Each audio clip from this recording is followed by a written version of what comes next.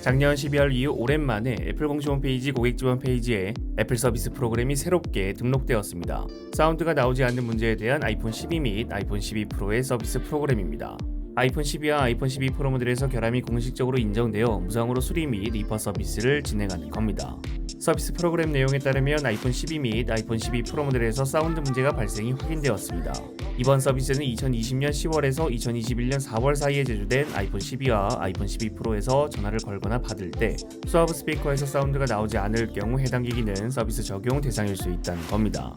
이 문제는 아이폰 12 미니나 아이폰 12 프로 맥스에서 나타나지 않고 아이폰 12와 아이폰 12 프로에서만 나타나고 있습니다.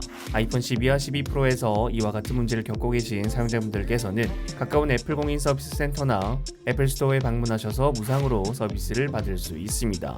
이러한 이슈가 있는지는 몰랐네요. 그렇게 화제된 이슈는 아닌 것 같은데 애플의 주장으로 매우 적은 기기에서 나타난 문제라고 합니다.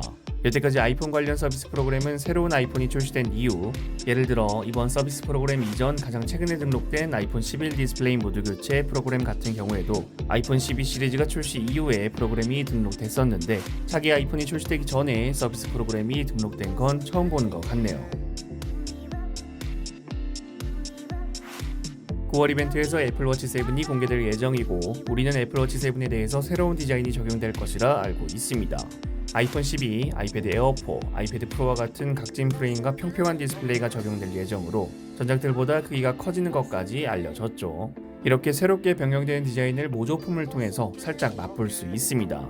마인부는 자신의 트위터를 통해 중국에서 제작된 애플워치 7의 모조품을 공개했습니다. 먼저 알루미늄 모델의 모조품으로 각진 프레임이 적용된 것이 확실하게 눈에 띕니다. 실제 디자인이 이것과 완벽하게 같을지는 모르겠지만 실제와 상당히 유사하지 않을까 예상됩니다. 다음은 블랙 계열의 색상으로 이전의 모조품과 다르게 알루미늄의 색상이 어둡고 스포츠 밴드의 색상이 검은색입니다.